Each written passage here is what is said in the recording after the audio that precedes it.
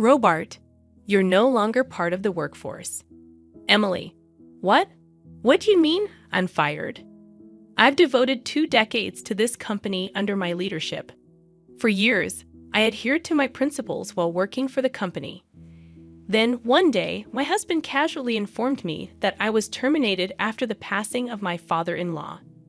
Supposedly, this decision was made because Catherine would be taking charge.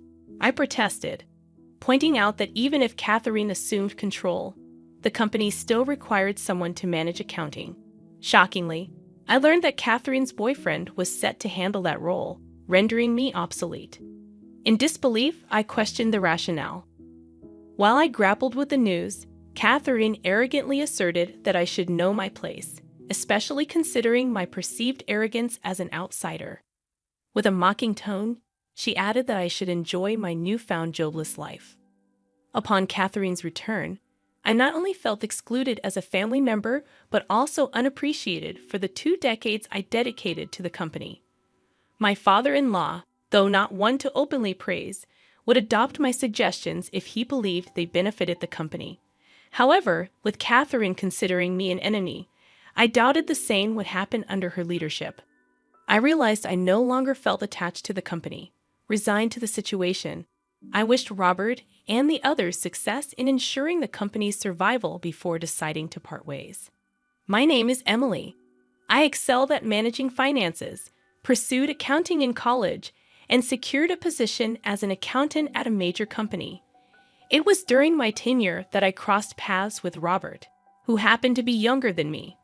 We first crossed paths at a bar, and Robert shared that he was assisting with his parents' recycling business. Unlike my career-focused colleagues, talking to Robert, who appeared a bit indecisive, offered a refreshing change. As we spent more time together, Robert and I started going out for drinks, and he began opening up about his family. He particularly highlighted his assertive sister, Catherine, who aimed for nothing less than being the best. Despite studying business in college, Catherine chose to work at a regular company, distancing herself from the family recycling business. She dismissed it as too plain and unimpressive to share with her friends, finding the business beneath her. Although Robert occasionally sounded exasperated when discussing Catherine's independent nature, it was evident that he cared deeply for her. As we exchanged stories about our families, our bond grew stronger. After dating for a while, Robert proposed to me. Unable to imagine being apart from him, I promptly accepted. However, he had a request for our future together. Emily, once we're married, I want you to quit your current job and help with the family business, the recycling business. My mother has been managing the accounting, but she hasn't really studied for it. You're an expert in that area, right? I want you to handle our finances. Feeling a bit fatigued from my job at a large company, the idea of contributing to a family-run business seemed appealing. I made the decision to leave my position at the major company as soon as we tied the knot. I started my role as an accountant in Robert's father's company. And upon reviewing the financial records, I discovered numerous errors made by my mother-in-law, who lacked formal training in accounting. Determined to rectify the situation, I began cleaning up the records and undertaking a comprehensive overhaul of the company's finances. As I delved deeper, I gained a thorough understanding of the recycling business, identifying opportunities to cut costs and enhance sales. Eager to discuss my cost-cutting and business plans, I approached Robert with my proposals. After quickly reviewing the materials I had prepared, he gave his approval. Robert, I have something I want to discuss with you, I began. With this business plan, our sales should increase. I'll let Dad and Mom know about it too. My proposal was adopted, and I threw myself into implementing the cost cuts and the new business plan, often sacrificing sleep for the sake of the company. Thanks to these efforts, the company's performance steadily improved, allowing us to hire new employees. As the company thrived, the local community began to take notice. Actively engaging with the community, our business transformed into a community-based store. Time flew by, and before I realized it, 2 decades had passed since I first joined the company. Throughout this period, the employees and locals grew fond of me. Despite my dedicated efforts for the company, it seemed that both Robert and my in-laws took my commitment for granted. A local lady, who lived nearby, expressed her concern, asking if I was working too hard and getting enough days off. Robert dismissed her worry, stating that I was passionate about my work and didn't have any significant hobbies, making a day off unnecessary. I've known about this company since the time of Robert's parents, but its growth is thanks to Emily, right? You should at least give her a big bonus, the local lady suggested, to which Robert replied, "She's my wife, so she doesn't need a bonus. Living off the company's money is more than enough." Despite the concerns raised by those around me, I found fulfillment in my job and the connections I built within the community. The lack of days off or bonuses didn't bother me. What did concern me, however, was Robert's increasing frequency of night outs. "Robert, you seem to be going out a lot lately at night. Where are you going?" I inquired one day. "I'm working, expanding my network." "If it's for business, can't you do it during the day? Stop nagging. I have my way of doing things. You're just a mere accountant. You should just stay quiet," he retorted, growing more distant from home. Despite the tension, I assured him, "If there's any issue at work, please let me know." Yeah, got it," Robert responded, clearly annoyed, as he distanced himself further from home. One day, I received a phone call at home from a warehouse of one of our business partners. The caller informed me that something terrible had happened. Bob, my father-in-law, who had come to pick up goods, had suddenly collapsed and was rushed to the hospital. Due to the severity of his injury during the fall, my father-in-law passed away, leading to a somber period of mourning. Many from our business partners and the community attended the grand funeral. After a long absence, Catherine, who had moved out after securing a job, returned and was taken aback by the scale of the event. This company seemed like it could go under any time. When did it grow so big? She wondered aloud. It's all thanks to Emily. She turned the company around, increased the profit margin, and expanded the business. When profits increased, she suggested redistributing it to us, boosting our morale. "Seeing Emily work hard inspires us to do the same," explained one of the employees during the funeral. Catherine appeared upset that the employees were praising me and not paying attention to her. In her eyes, the slight improvement in the performance of a small company wasn't worthy of such admiration. Whenever Catherine saw me, she treated me like a servant. "Emily, I'm a bit thirsty. Could you get me a cold drink? Be quick. I can make tea if you'd like," I offered. "I said I want something cold." "You might not understand since you've worked in a small company. But in big companies, the boss's word is absolute." "I don't think you are my boss, though. Don't nitpick in our family hierarchy. I am above you," she condescendingly remarked. After the funeral, Catherine called Robert and my mother-in-law into a room. "Robert, Mom, I'd like to discuss our future as a family. Please come," she declared. Glancing coldly at me, who was standing next to Robert, she added, "This is a family discussion, so Emily, you're not welcome." Stunned, I watched as Catherine led Robert and her mother into another room, leaving me on the sidelines. An hour later, Robert casually informed me that he had decided to hand over the company to his sister, Catherine. Shocked and confused, I inquired about the family discussion's outcome, only to learn that it revolved around selecting the new head of the company after their father's passing. Robert, not assertive enough for the top role, and their mother, who preferred not to be at the forefront, reluctantly accepted Catherine's offer to become the CEO. However, Catherine had never been involved in the company before. Concerned, I voiced my doubts, only to be met with dismissive remarks and in order to stay out of family matters. Having fought for the family and dedicated 2 decades to the company, I was suddenly told, "You're no longer an employee." "What do you mean?" "You're fired.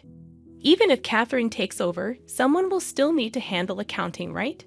To my disbelief, I was informed that Catherine's boyfriend would be handling accounting, rendering me unnecessary.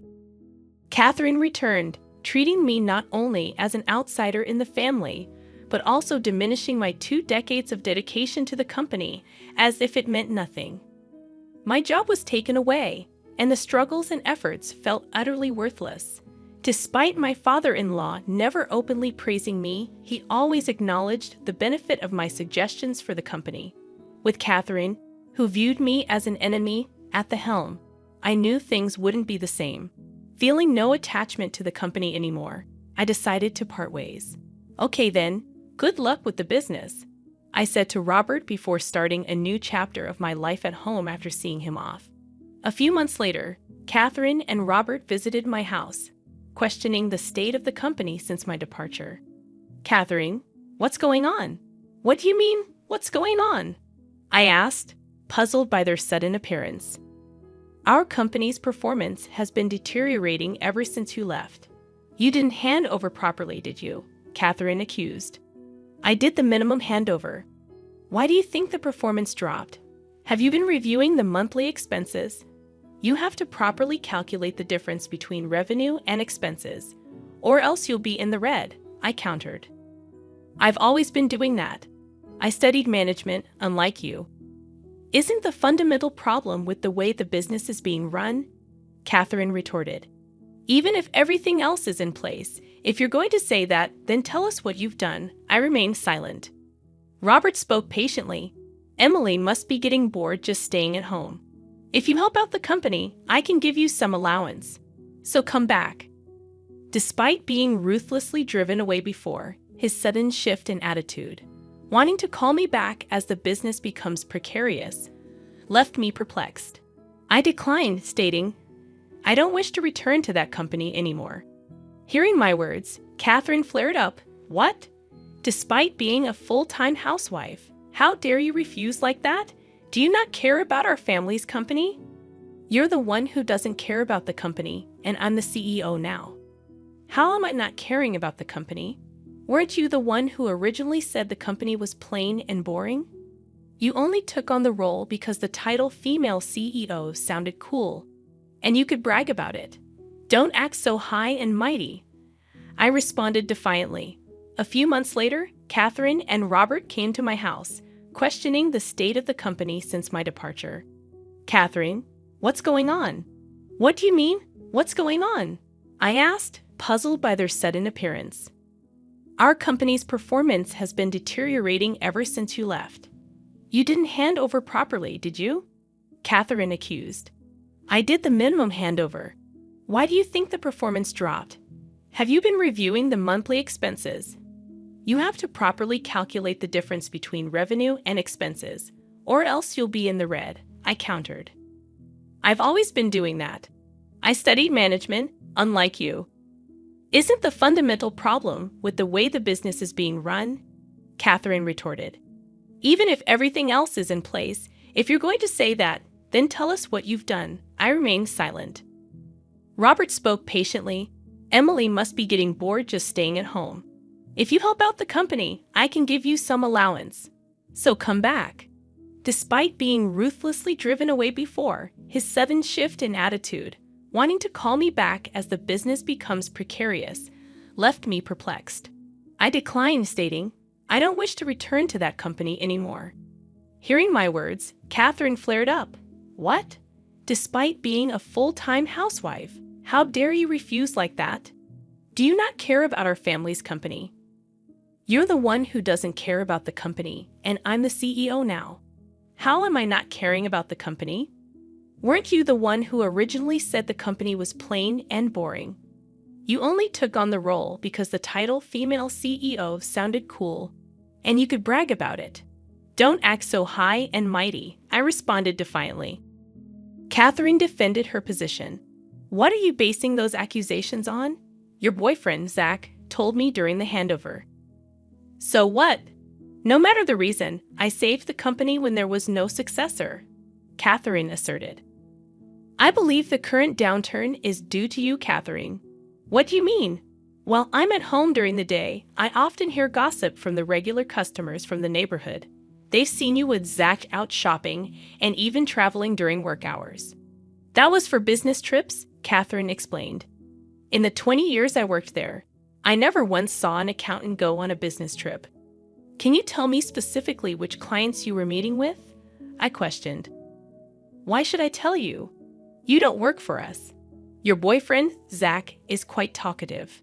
During the handover, he boasted about how he could travel and shop using the company's money now that his girlfriend is the CEO. I revealed. Catherine's face contorted in anger, realizing she was exposed. Zach, he's such a blabbermouth.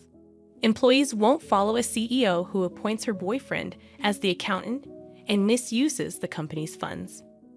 Isn't the problem with the actions of you and your boyfriend? I glared at Catherine. Catherine, is this true? If it is, it's embezzlement. It's not like that. She's just making things up, Catherine retorted. Then let's see the books, I suggested. Zach seemed to lack knowledge in accounting, so he probably wouldn't know how to cover things up. I was confident that there was evidence of misuse. Catherine turned pale at the suggestion, and seeing her reaction, Robert started accusing her. Making you the CEO was a mistake. I'll report this to Mother and have you dismissed. No, I'm sorry. I was wrong. Please forgive me, Catherine pleaded, leaving in disgrace. Robert turned to me desperately. Emily, we need your help to save the company. Please come back. Like I said before, I have no intention of going back, I firmly stated. But don't we have a marriage?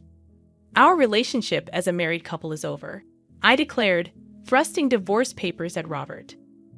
What are you saying? If you divorce without returning to work, you'll be the one in trouble. How do you plan to live? Don't worry about me. I showed Robert the employment notification from the major company I used to work at.